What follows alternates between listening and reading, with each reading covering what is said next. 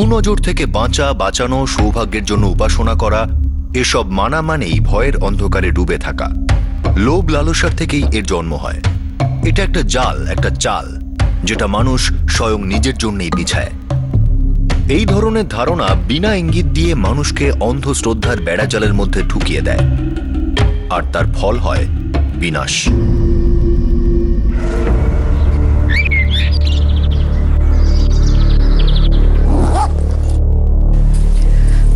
ফিরছো কবে? দুদিন পরে। কি বাবা, দীপাবলিতে থাকবে না?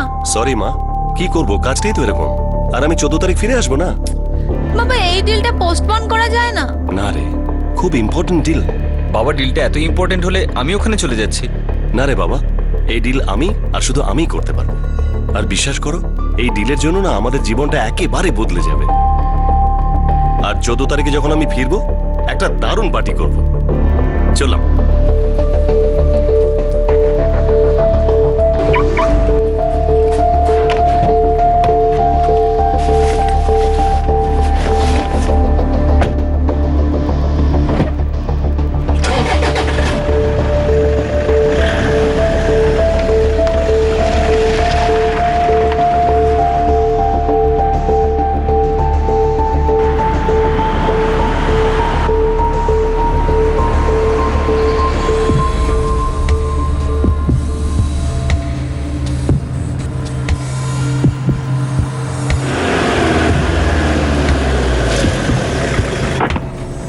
কি হরিশ বাবু?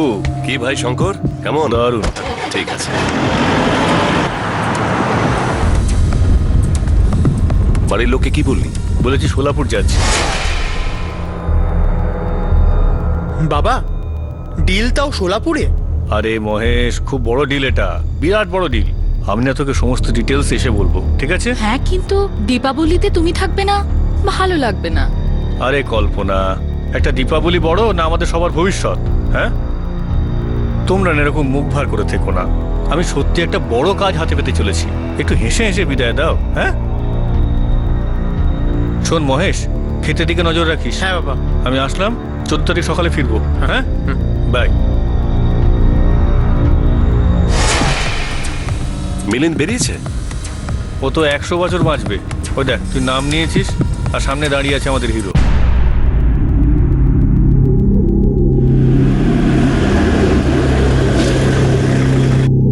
কি ভাই, ওট ওট ওট। কি রে মিলিন্দ, সব ভালো তো? তো ভাই, হ্যাঁ, ব্যাগ ভর্তি করে নিয়ে এসছিস তো? আরে কি করে ভরে এনেছি আমি খালি জানি। এদিক ওদিক থেকে যা পেয়েছি সব তুলে এনেছি।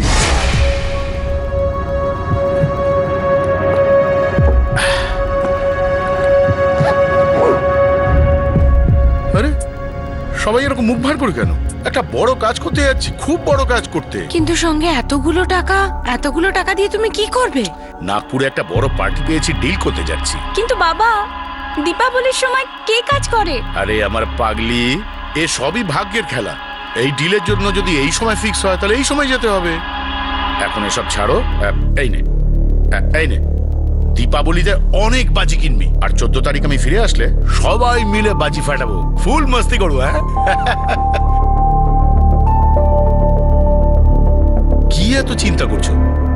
স্কুলের কাজের জন্য কি আমি বাইরে যাইনি? তখন তো তুমি এত টেনশন করতে না। হ্যাঁ, তুমি গেছো, কিন্তু দীপাবলির দিন তো কখনো কোথাও যাওনি। মালতী, জীবনে অনেক কাজ আছে যেটা প্রথমবার করতে হয়। আমার উপর বিশ্বাস রাখো, ফিরে এসে যখন খুশির খবর শোনাবো না, দেখবে জীবনটাই অন্যরকম হয়ে গেছে, একদম ঝলমলে। আমি আসলাম। সাবধানে যেও। হ্যাঁ, সচিন বললো ডাইরেক্ট ফার্ম হাউসে যাবে। আচ্ছা। রাস্তায় কোথাও বোতল উঠিয়ে নিচ্ছি, কি বলিস? এই সাবাস, একদম মুখের কথা ছিনিয়ে ঠিক নিলি তো?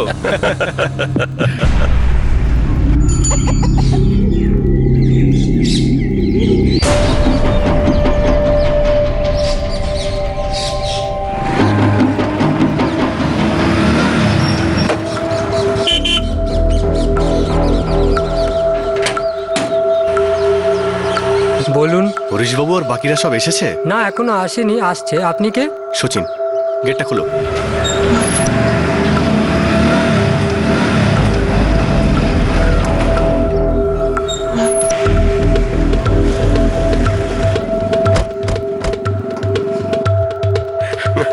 আরে শোন, আমি একটু চাট নিয়ে নিই, খুব ঝাল ঝাল করে। হ্যাঁ, নিয়ে আয়, তাড়াতাড়ি নিয়ে আয়।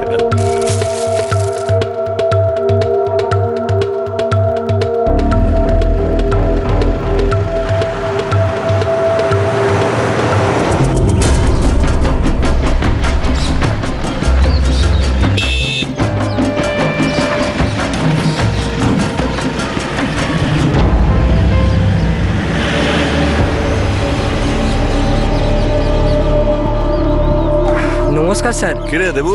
ওই একজন বাবু এসেছেন। হ্যাঁ, ও আমাদের বন্ধু। ওকে বসিয়েছিস তো? হ্যাঁ স্যার। এই দীপাবলি বকশিস। যা এবার সোজা বাড়ি চলে যা, আর খুব ভালো করে আনন্দ কর। আমরা 14 তারিখ পর্যন্ত এখানেই আছি। আমি কাকার সঙ্গে কথা বলে নিয়েছি, ঠিক আছে? আমি কাকাকে 14 তারিখ চাবি দিয়ে দেবো। ঠিক আছে স্যার। তুই যা। আসছি। ঠিক আছে। এই নে ব্যাগ ধর। হ্যাঁ, দে। চলে আয়। দারুণ। দীপাবলির ঠিক একদিন আগে পানবেলের 4 জন ব্যক্তি বাড়ি থেকে বেরোলেন নিজেদের সঙ্গে প্রচুর টাকা নিয়ে। 4 জনই নিজেদের পরিবারের কাছে এটা বলেছিলেন যে তারা খুব বড় ডিল করতে চলেছেন, কিন্তু কেউই এই ডিলের ব্যাপারে খোলাখুলি কিছু বলেননি। এরকম মনে হচ্ছিল যে তারা এই ডিলের ব্যাপারে ইঙ্গিত দিতে পারে এরকম কোনো প্রমাণ ছাড়তে চাইছিলেন না। কিন্তু যেটা হলো যে দীপাবলির রাতে সেই ডিল নিঃশব্দে তাদের দরজায় এলো আর কোনো রকম আভাস ছাড়াই নিজের কাজ করে বেরিয়ে গেল।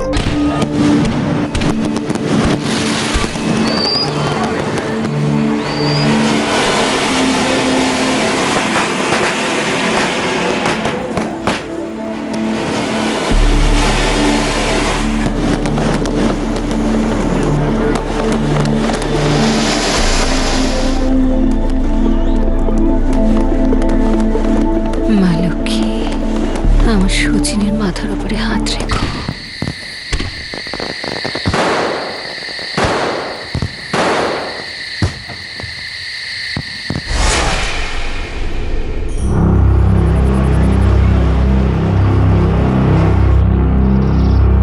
আপনি যে নম্বরে ফোন করছেন সেটা এখন বন্ধ রয়েছে।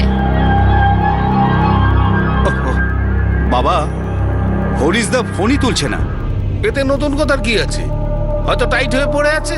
আরে আমি ওকে 10 বার মনে করিয়েছি। দেখ, 14 তারিখ দুপুরে ফার্ম হাউসে পুজো আছে। দুপুরের আগেই আমার চাবি চাই। দেবু তো আছে চাবিটা নেওয়ার জন্যে, আর পরিষ্কার করার জন্য ওকে বলে দিচ্ছি। হ্যাঁ, তুই ওকে ফোন কর। হ্যাঁ।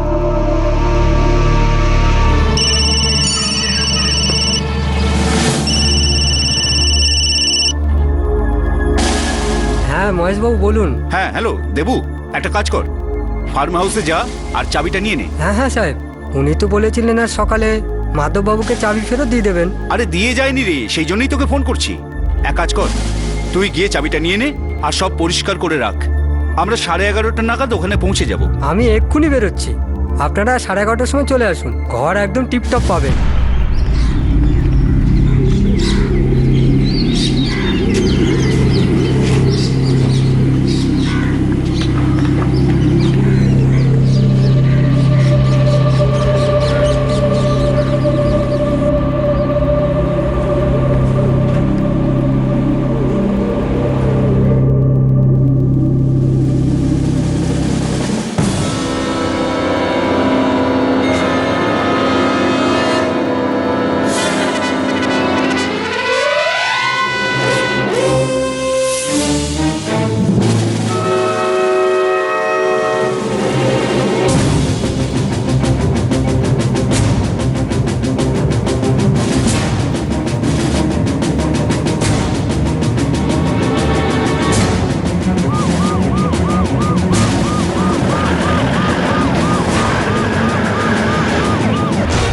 স্যার, এখানে, এদিকে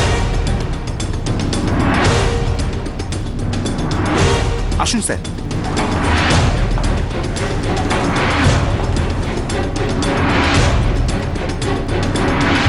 শ্রীধর,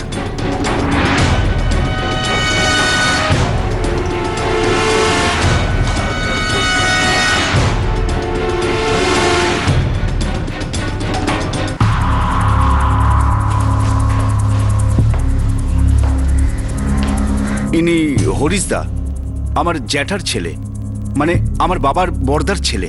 আর এরা দুজন? এরা দাদার বন্ধু। একজনের নাম শঙ্কর, আরেকজনের নাম মিলিন্দ, আরেকজন ছিল আরেকজন? এই দেবু, আমাদের ওয়াচম্যান। ও বলল যে আরেকজন নাকি ছিল, কি যেন নাম, হ্যাঁ মনে পড়েছে, সচিন, সচিন তার নাম।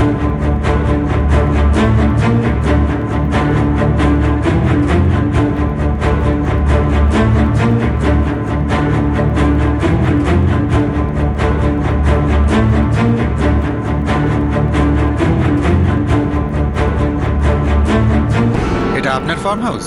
হ্যাঁ, এটা আমারই। আর এরা সবাই এই পানভেলেই থাকে। ছুটি কাটাতে এসেছিল? জানি না স্যার, এ আমায় 12 তারিখে ফোন করেছিল। দুদিনের জন্য লাগবে কাকা। আজ আর কাল? হ্যাঁ, আজ পৌঁছবো আর কাল রাত পর্যন্ত থাকবো। আরে দীপাবলির দিন তুই বাড়ি থাকবি না? আরে এমন কি বড় কাজ এসে গেল? হ্যাঁ, ব্যাপারটা ঠিক এরকমই কাকা। খুব বড় একটা ডিল চলে এসেছে। এরকম ডিল তো জীবনে একবারই আসে। দীপাবলির কি আছে, সেটা তো প্রত্যেক বছর আসে। ঠিক আছে, আমায় বোঝাতে হবে না। দেখ, মনে রাখিস, পরশু 14 তারিখ সকালে ফার্ম হাউসের চাবি আমায় ফেরত দিবি। জানিস তো, প্রত্যেক বছর দীপাবলির পর আমরা ফার্ম হাউসে পুজো করি। আর 14 তারিখ দুপুরে আমি ঠাকুর মশাইকে বলে রেখেছি, বুঝলি? হ্যাঁ কাকা, আমি 14 তারিখ সকাল সকাল আপনার কাছে চলে আসবো, তারপর একসাথে বসে চা খাবো, ঠিক আছে? আজ সকালে হরিশদা চাবি ফেরত দিতে আসেনি, তখন আমি আমাদের ওয়াচম্যান দেবুকে চাবি নেবার জন্য পাঠালাম।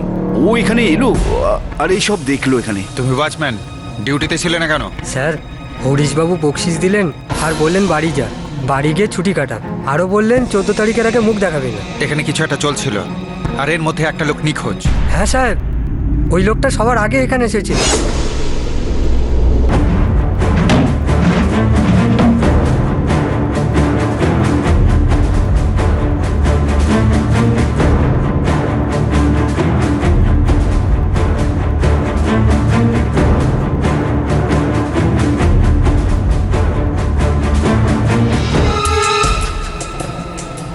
স্যার, এটাই হলো সেই সচিনের বাইক। আশ্চর্যের ব্যাপার, লোকটা ওর বাইক রেখে পালিয়েছে। আচ্ছা, কোনোভাবে সচিন এই ব্যাপারটা ঘটায়নি তো, তারপর বাইক ফেলে পালিয়েছে? ইন্সপেক্টর, আমি হরিশের স্ত্রী আর ওর বাচ্চাদের সাথে কথা বলেছি। ওরা এটা জানতে পেরে খুব কান্নাকাটি করছিল। বৌমা আমাকে বলল যে ও যখন বাড়ি থেকে বেরোয় সঙ্গে অনেক টাকাও ছিল। স্যার, দাদার ওই দুই বন্ধু বাড়ি থেকে অনেক টাকা নিয়ে বেরিয়েছিল। স্যার, ফার্ম হাউসের পেছনে একটা লাশ পড়ে রয়েছে।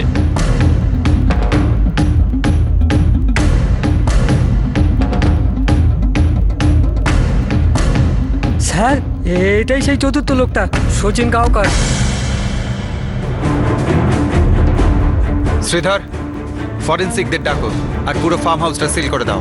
বডিটা পোস্টমর্টমের জন্য পাঠিয়ে দাও আর 4টে ফ্যামিলির লোকেদের ডেকে পাঠাও। হ্যাঁ স্যার। 4টে খুন হয়েছিল। এরা সবাই ফার্ম হাউসে আসে আর মৃত্যুর দরজায় পৌঁছে যায়। প্রথমে পুলিশের সন্দেহ হয় হয়তো এই 4 জনের মধ্যেই কোনো একজনই অপরাধ করেছে, কিন্তু তারপর ফার্ম হাউসের পিছনে সেই চতুর্থ ব্যক্তিরও লাশ পাওয়া যায়। 4টে নিষ্ঠুর হত্যা, যা সমস্ত পানবেল আর প্রতিবেশী শহর মুম্বাইতে আতঙ্ক ছড়িয়ে দিয়েছিল।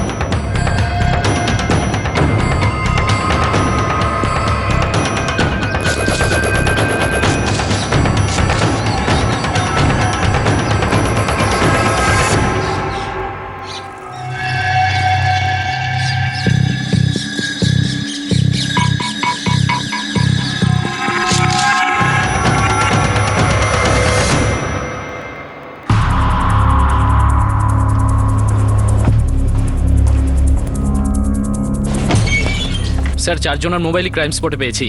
সবকটাই সুইচ অফ রয়েছে। 4 জনের ব্যাকগ্রাউন্ড? 4 জনের রিয়েল এস্টেটে কাজ করতো স্যার। এদের মধ্যে হরিশবাবু বেশি মালদার। নিউ পানভেল থেকে অপারেট করত। শঙ্কর রাও মিডিয়াম লেভেলের ব্রোকার ছিল। শঙ্কর রাও বেশিরভাগ ফ্ল্যাটই ভাড়ায় খাটাতো। মিলেন্দ খুব ছোটখাটো মানে ওই পার্ট টাইম এজেন্ট ছিল। ও মূলত কাজ করতো কৃষ্ণা ইন্টারন্যাশনাল স্কুলে, ওখানে সায়েন্স ল্যাবে অ্যাসিস্ট্যান্ট ছিল। আর চতুর্থ জন সচিন? ও নিউ পানভেলের কাছে একটা গ্রামে থাকতো। ওর ফ্যামিলিতে একমাত্র দিদিমাই আছে, আর কেউ নেই। 4 জনের মধ্যে ওই সবচেয়ে ছোট এজেন্ট ছিল, এমন এজেন্ট যারা বড় ব্রোকারদের হয়ে কাজ করে দেয়। 4 জনই স্টেট এজেন্ট? হ্যাঁ স্যার। আর 4 জনেই নিজের বাড়িতে বলে যায় যে একটা বড় ডিল করতে যাচ্ছে ওরা, আর সাথে করে অনেক টাকাও নিয়ে যায়।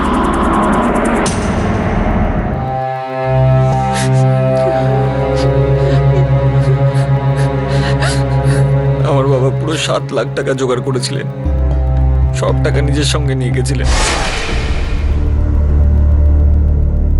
আরো বলেছিল যে ও মালবা যাচ্ছে, তাই বলেছিল তো? হ্যাঁ, এইটাই বলেছিলেন। বাবা, ডিলটা এত ইম্পর্টেন্ট হলে আমি ওখানে চলে যাচ্ছি। না রে বাবা, এই ডিল আমি আর শুধু আমিই করতে পারবো। কোনোভাবেই কি তোমরা বুঝতে পারোনি যে ও কাছাকাছি তোমাদের কাকার ফার্ম হাউসে গেছে? না স্যার, একদম না। আর আমাদের তো শক লাগলো স্যার, যে বাবা এরকম মিথ্যা আমাদের কেন বলেছিলেন।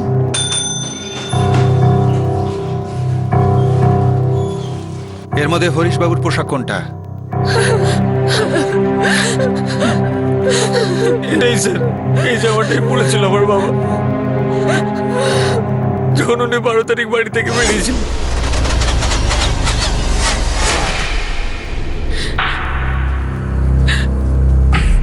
স্যার, সোলাপুরে যাচ্ছি এই কথাই বলে বেরিয়েছিল। বাড়ি থেকে কত টাকা নিয়ে বেরিয়েছিল? প্রায় 6 লাখ টাকা স্যার। ফোন করেছিল দীপাবলির দিনে? না স্যার, আমি বাবার ফোনে অনেকবার ট্রাই করেছিলাম, কিন্তু বাবার ফোন সুইচ অফ ছিল।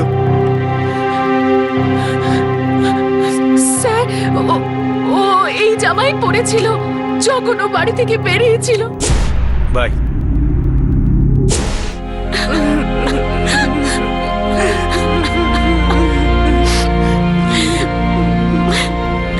বাবা আমাকে আর ভাইকে কিছু টাকা দিয়েছিল বাজি কেনার জন্য।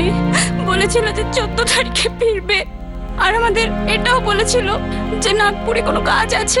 কত টাকা নিয়ে বেরিয়েছিল বাড়ি থেকে? পুরো 3 লাখ স্যার, নিজের সব বন্ধুদের থেকেই ধার নিয়েছিল। আমি তো খালি চিন্তা করছিলাম যে এত টাকা ধার কেন নিচ্ছে, কিন্তু ওর একটুও টেনশন ছিল না। বলল খুব বড় ডিল, আর সবাইকে পয়সা ফেরত দেওয়ার পরও এত টাকা থাকবে যে সারা জীবন আরামে থাকবো।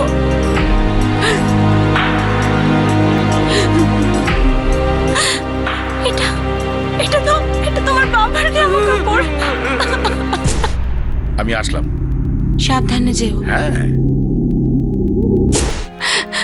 আমি ঠিক জানি না স্যার ও বাড়ি থেকে কত টাকা নিয়ে গেছিল, কিন্তু আমাকে বলেছিল যে এমন কাজ করতে যাচ্ছি যার ফলে সারা জীবন বসে খাবো। আমি মালকের কাছে প্রার্থনা করেছিলাম ওই কাজে যেন সফল হয়। ও আমার ছেলের একমাত্র সন্তান। কি বলে গিয়েছিল যে ও কোথায় যাচ্ছে? পুনে।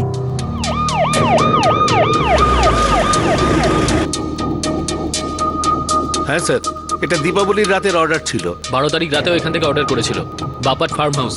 মনে পড়েছে? হতে পারে স্যার। আসলে কি, দীপাবলির সময় দোকানে খুব চাপ থাকে। আরে তুমি কিছু তো রেকর্ড রাখো, কিসের অর্ডার, কে নিয়ে যাচ্ছে, কে দিয়ে যাচ্ছে, কোথায় যাচ্ছে, এইসব আর কি। 1 মিনিট স্যার, দেখছি। হ্যাঁ স্যার, বাপাট ফার্ম হাউসে 12 আর 13 তারিখ খাবার গেছে। অর্ডার যে দিয়েছিল তার নাম্বার 44568798, এই নাম্বারটাই পার্টি দিয়েছিল। ডেলিভারি বয়কে ডাকো। ওখানে কেউ যায়নি স্যার। হয়েছে কি স্যার, দীপাবলির রাত ছিল, আমার কাছে কোনো ছেলে ছিল না, তাও ওখান থেকে একটা ছেলে এসে পার্সেল নিয়ে গেছে।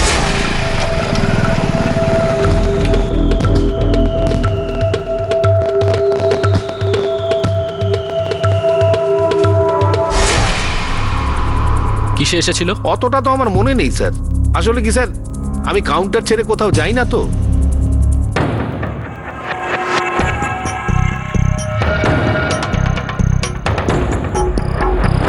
স্যার, এই ছেলেটা, হ্যাঁ এই ছিল স্যার।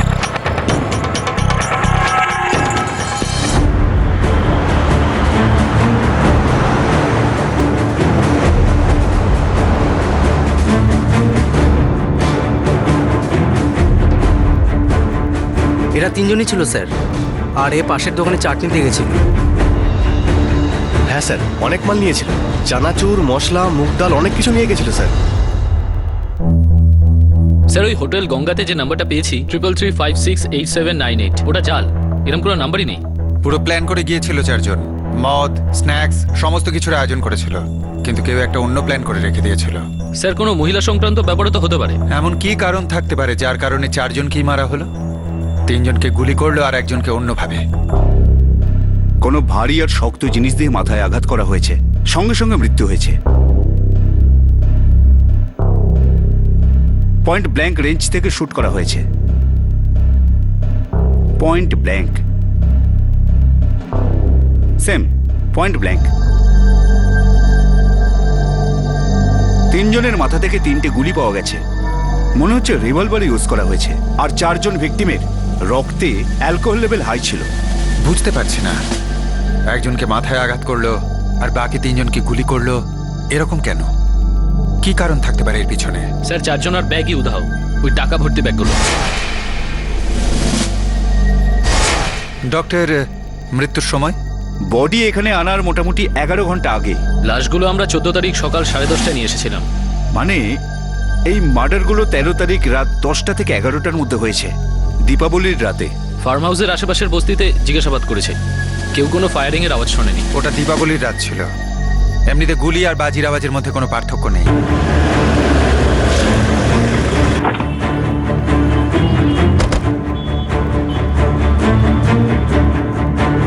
স্যার হরিশবাবু এই ডিলটার ব্যাপারে আমাকে একটা কথাও বলেননি।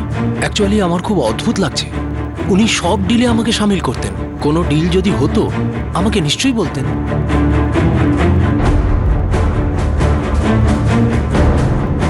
না স্যার, একদমই জানতাম না স্যার। আর যদি জানতাম তাহলে অবাকই লাগতো না স্যার। কেন? কারণ উনি বেশিরভাগ ফ্ল্যাটই ভাড়া দিয়ে ব্রোকারেজ কামাতেন। হ্যাঁ, কয়েকটা ফ্ল্যাট বেচেছেন, কিন্তু এটা কি ধরনের ডিল হচ্ছিল আমার ভীষণ খটকা লাগছে স্যার, সত্যি বলছি।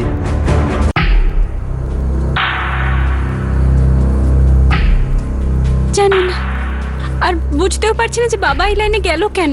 অ্যাকচুয়ালি বাবা তো স্কুলে কাজ করতো, ল্যাবে সার্ভিস করতো আমার বাবা। এটা তো ওনার পার্ট টাইম ছিল।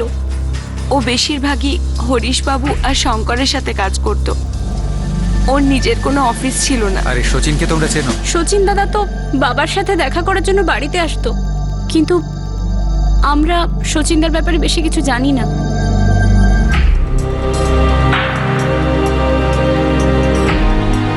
আমাদের গ্রামে ছোটখাটো কাজ করতো আমার নাতি, তারপর পানভেল চলে গেল। ওখানে একটু বড় কাজ পেল, কিন্তু ওর কাজের কোনো ঠিক ঠিকানাই ছিল না।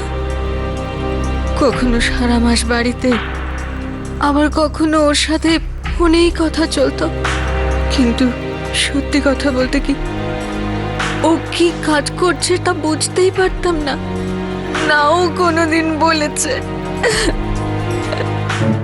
হরিশের 7 লক্ষ, শঙ্করের 6, মিলিন্দের 3 লক্ষ আর সচিনেরটা জানা যায়নি।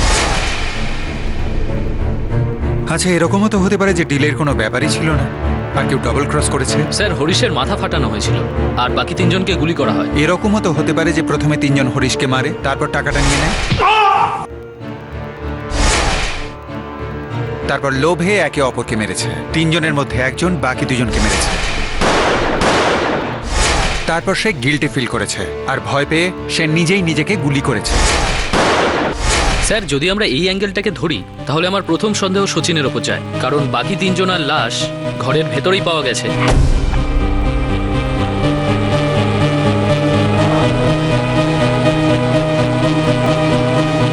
শুধু সচিনের বডি বাড়ির পেছনে পাওয়া যায়। আর স্যার যদি এরকমই হবে তাহলে ওই টাকা ভর্তি ব্যাগগুলো কোথায়? আর দেখো, 12 আর 13 তারিখে এদের সেলফোনগুলো সুইচ অফ ছিল। হ্যাঁ স্যার, দীপাবলির দিন এদের ফ্যামিলি এদের সঙ্গে যোগাযোগ করার চেষ্টা করেছিল, কিন্তু কথা হয়নি, কারণ সবার সেলফোন কন্টিনিউয়াসলি সুইচ অফ ছিল। দেখো, এখানে আরো একটা জিনিস লক্ষ্য করার আছে। মালবান, সোলাপুর, নাগপুর আর এই পুনে, 4জনেই বাড়িতে মিথ্যে বলেছিল। শুধু একজনই সত্যিটা জানতো, হরিশ কোথায় যাচ্ছে সেটা ওর কাকা মাধববাবু। কারেক্ট।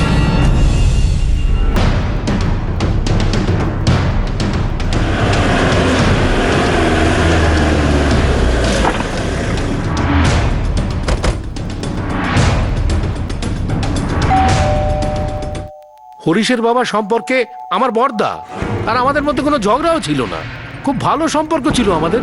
একমাত্র আপনিই জানতেন যে হরিশ দুদিনের জন্য আপনার ফার্ম হাউসে যাচ্ছে। শুধু আপনিই জানতেন যে ও মালবা যাচ্ছে না, যেটা ওর পরিবারকে বলেছিল।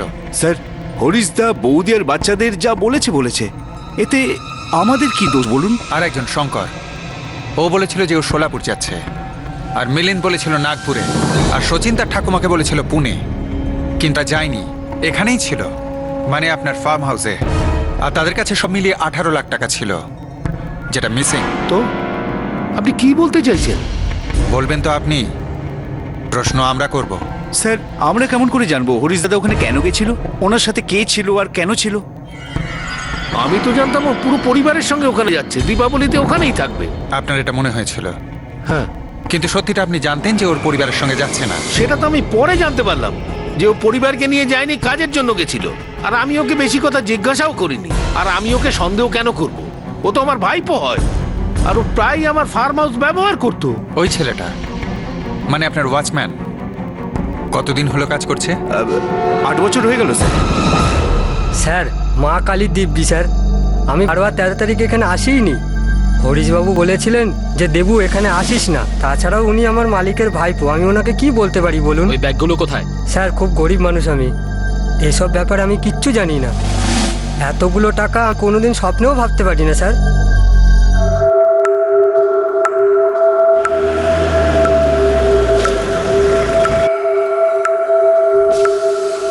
সালাম স্যার।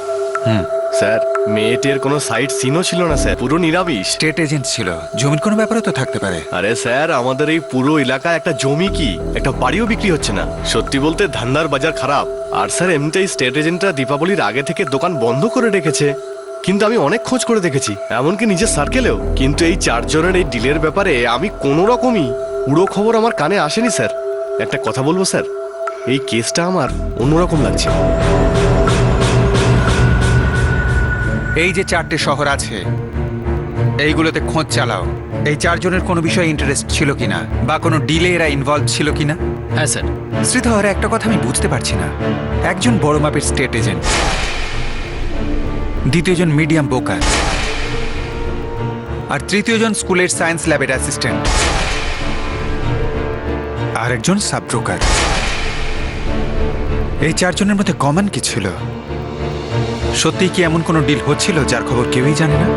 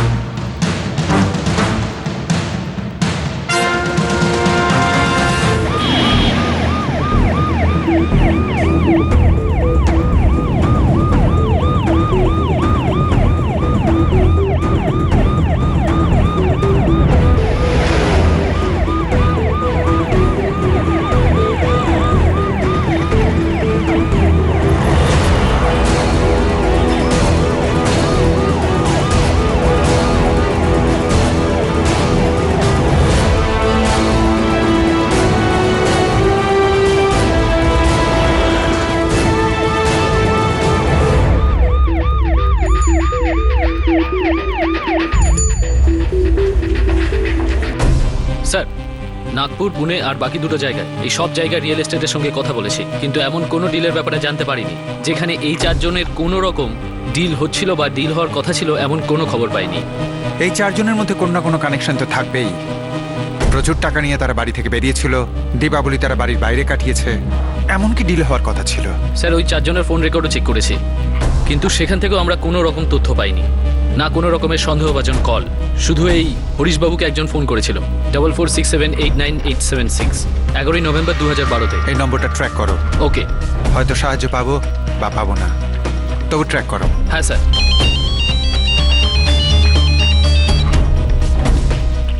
হ্যালো,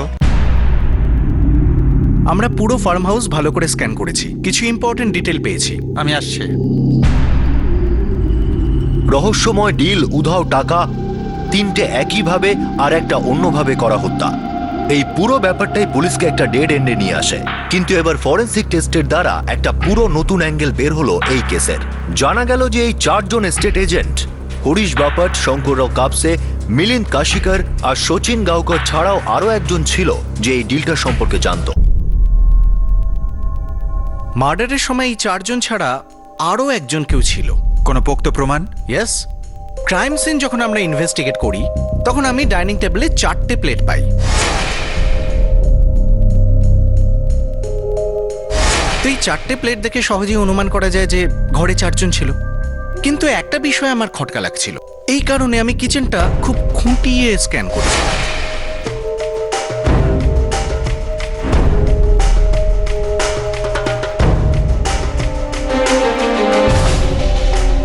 একটা প্লেটে হালকা তেল লেগেছিল, সেই প্লেটটাকে আমি টেস্ট করাই।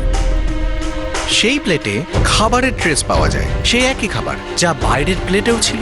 তার মানে কেউ প্রমাণ লোপাটের চেষ্টা করেছে। ঠিক তাই। আর বাইরে বাইরে একটা ইনোভা গাড়ি ছিল আর একটা বাইক। ইনোভাটা ছিল হরিশ বাবুর গাড়ি,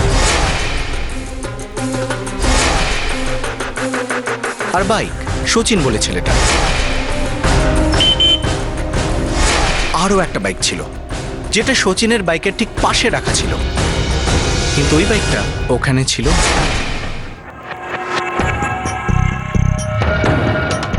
ভেবেছিলাম সচিনের বাইক হয়তো বাইরে গিয়েছিল, কারণ এর আগে সচিন একবার খাবার আনতে বাইরে গিয়েছিল। এই কারণে আমি টায়ারের ছাপটা খুব নিখুঁতভাবে দেখি। I was surprised to know inspector, এই দুটো চিহ্নই। তার মানে আরো একজন ছিল যে এই ফার্ম হাউসের মিটিং এর ব্যাপারে জানতো। ঠিক তাই, হয়তো সে ডিলের ব্যাপারটাও জানতো, না হলে ওরা কেন এর সাথে খাবার শেয়ার করবে?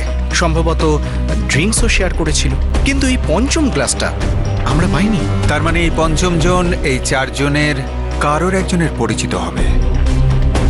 এ জানতো যে এই বাকি চারজন এখানে থাকবে। আবার এটাও হতে পারে যে এই পঞ্চম জনই প্ল্যানটা পুরো করেছিল।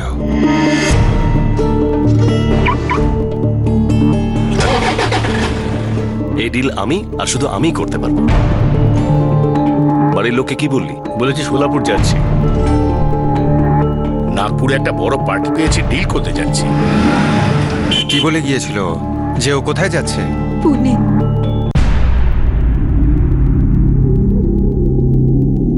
ও আমাদের মিথ্যে কেন বললো যে মালোয়া যাচ্ছে? সত্যি বলতে আমারও খুব অদ্ভুত লেগেছে। হরিশ ওর বন্ধুদের সাথে ফার্ম হাউসে যাওয়ার প্ল্যান করছিল, আর ও আমাদের এই কথাটা জানালোও না। হয়তো ওকে কেউ বলেছিল যে এই ডিলটার ব্যাপারে বাড়ির লোককে না জানাতে। নিশ্চয়ই অন্য কেউ ব্যাপারটা জেনে ফেলেছিল, যেই চারজনই অনেক টাকা নিয়ে ফার্ম হাউসে দেখা করতে যাচ্ছে। এমন কি কারণে চারজনকে বাড়িতে মিথ্যে কথা বলতে হলো আর সঙ্গে করে এত টাকা নিয়ে যেতে হলো? মিথ্যে বলার পেছনে কোনো প্ল্যান ছিল ওই চারজনের। ওইসব মদের বোতল, ওইসব খাবার, কিছু একটা প্ল্যান চলছিল। হয়তো প্ল্যানিং অন্য কেউই করছিল।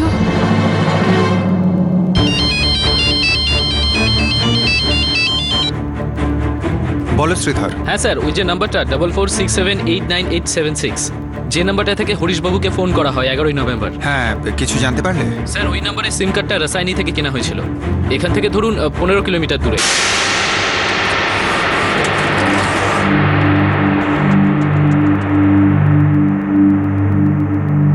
সিমটা কার নামে? স্যার নীলেশ আম্বেকারের, মোহপাড়াগাঁও কাটকারবাড়ি, রাসায়নিতে থাকে। তাহলে তার কাছেই যাওয়া যাক।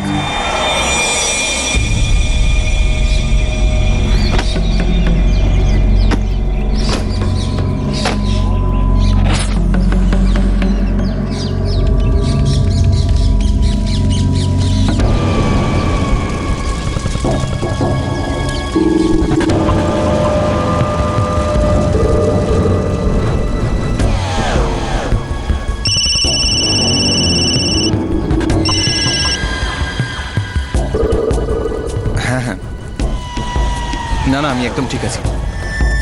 আমি 2-1 দিনের মধ্যে ফিরবো। হ্যাঁ ঠিক আছে, রাখলাম।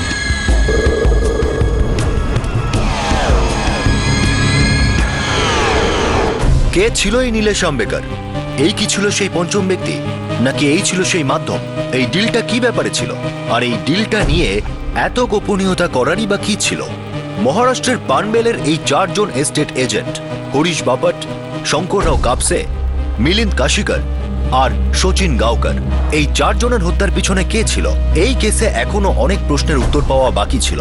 খুনি পর্যন্ত পৌঁছানো আর তার অভিসন্ধি জানাও বাকি ছিল। পানবেলের এই রোমহর্ষকর রহস্যময় 4 হত্যাকাণ্ড 2012 দীপাবলির কিছুদিন পর নিউজ পেপারের হেডলাইন হয়েছিল, যেটা পুরো মহারাষ্ট্রকে নাড়িয়ে দিয়েছিল। কাল আমরা আপনাদের দেখাবো এই কেসের দ্বিতীয় তথা শেষ ভাগ। এই অপরাধের সত্যতার উপরে থাকা পর্দাটা ওঠাবো আর জট খুলবো সেই শকিং জালের, যেটা কিনা ওই 4 জনের জন্য বিছানো হয়েছিল।